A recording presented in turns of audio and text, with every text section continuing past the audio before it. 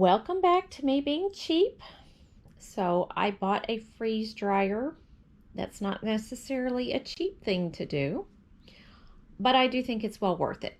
So I have 4 dishes that are getting ready to go into the freeze dryer, and these will be 3 separate meals. So we have some 3-herb chicken on a bed of stuffing, and it has a white wine and mushroom sauce on it.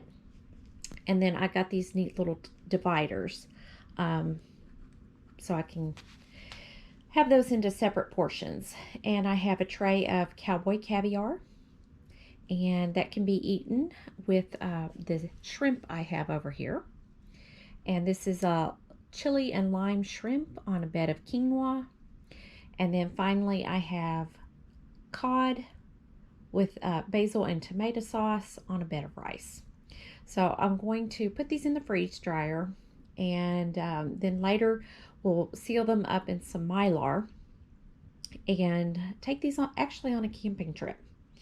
So I haven't made any how-to videos. I've actually probably had it for, I don't know, maybe about 6 weeks now. And so far I've been busy with doing some fun things like freeze-dried Skittles. These look like marbles. And these were a big hit. Everybody loved these. So I might do some tutorial videos a little later on.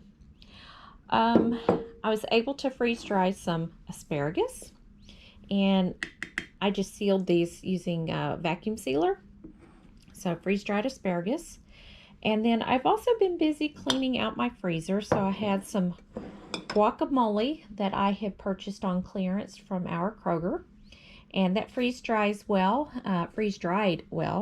I actually reconstituted some of this the other night when we had some Mexican food and needed some guacamole. And again, I've been cleaning out my freezer. So I have sausage. This is just your regular breakfast sausage. And it's perfectly dry. And this is 1/2 gallon of chocolate milk. So if you guys remember, when they first started with the pandemic and the schools were handing out the lunches, all those little cartons of milk. Yeah. Some of this I bought on clearance at the grocery store, and then some of it was some of the cartons of milk that my kids didn't eat or drink, and they were taking up room in the freezer. And this is onion and pepper mix. Again, been cleaning out the freezer. This actually came in handy when I was making the cowboy caviar. I actually did not have any bell pepper, so I got some of this and picked the bell pepper out in order to make the cowboy caviar. So this was actually some frozen vegetables that I had picked up on sale at our Kroger. And they had actually been in my freezer for quite some time, and they were starting to get a little icy, a little freezer burn. So I really am liking this freeze dryer because the food stays better longer. So they say up to 35 years. This is going to be really nice because, you know, they say that we've had all these shortages with canning jars and canning lids. And so it's always good to have different methods of doing things. So you can dehydrate, you can freeze dry, you can dehydrate, you can ferment. This is just another option, and I'm really liking it so far. So even though it was costly, I think it's going to save me in the long run in terms of electricity on the freezer, and then you don't run the risk of, you know, your freezer going bad and you're losing the meat, or, you know, like a lot of the people down in Texas were without electricity for quite some time. So I'm really liking this. So you get it preserved, you get it sealed up either in a Mylar bag or in these canning jars, and then you're done. So you don't have to worry about them coming unsealed like with some of my canning jars. The lids came unsealed. I lost a couple jars of tomato sauce. These are actually raw French fries. I had purchased quite a few bags of fries or Ida brand when they were on sale. And so again, I was cleaning out my freezer, so I did French fries. And again, some more milk. This was actually some of the half gallons that I had bought on sale a long time ago. They were in my freezer taking up space.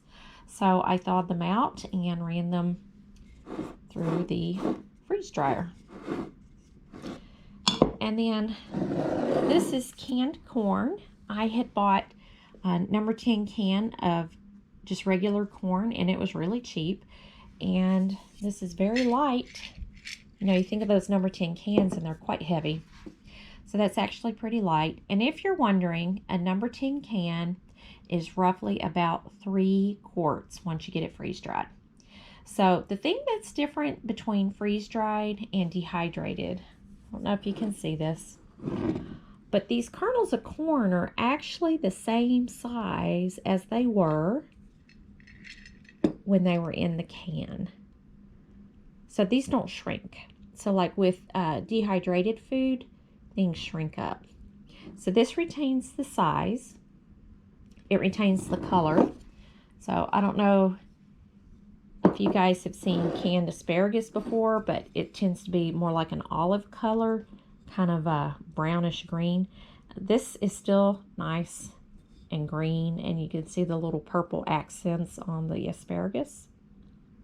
So this tends to retain the color, retains the size, and they say this is the way of preserving the nutrition content as well. Now, in my opinion, the only drawback to the freeze dryer is that it doesn't do enough at one time. I would love to have multiple freeze dryers because this is the way to go. I bought the medium size, which is 4 of these trays.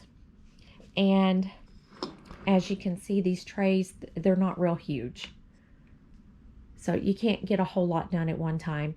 This is actually going to take quite a bit of time in the freeze dryer, I know, because it is up above the level of the tray. They really recommend that you don't do that. But in this case, it was kind of thick. So I'm going to do that. I just know it'll take extra time.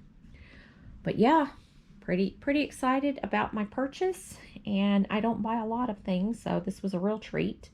I did pay cash for it, so you should never go in debt. Harvest Right does have a layaway program, so I've been told. I've seen on a couple of the other channels. So if you're interested in one, you may want to, and if you don't have the cash to do it up hand, you may want to put it on layaway. And I tell you, it was at least 10 weeks before I got mine. They were that back ordered because they're pretty popular, I guess, with everybody gardening, and then shortage of these lids. You can, on vacuum sealing these jars, you can reuse used flats and get a good seal. Now these happen to be new, but you can reuse the old ones and get a good seal.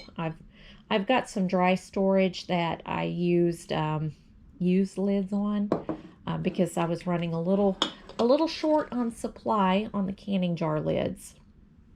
But anyway, I've got to get these into the freeze dryer, so I'm going to do that. And yeah, I'll check back in with you guys and show you the finished product when it's done. Thanks for watching.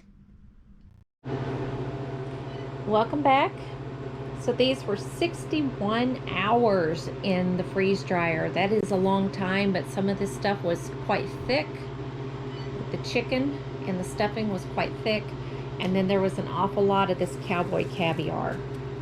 So I've still got the machine running. Going to take these out and go ahead and clean up the trays and then see if I can determine if these are fully dry. I'll probably do some Skittles in the freeze dryer. It only takes a couple hours and you do those at the end of the cycle. I'm also going to test out some jelly beans. But again, we have the chili lime shrimp on a bed of quinoa.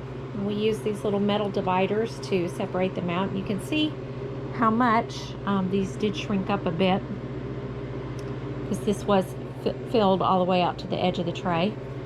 We have the cod with the basil tomato sauce. We have the cowboy caviar, and then we have the chicken with mushroom, white wine sauce, 3 herb on a bed of stuffing. All right, so for I'm sure we won't eat the same thing over and over again while camping, but for 2 of us, this would be 1, 2, 3, 4, 5, 6, 7, 8 separate meals. All right, thanks for watching.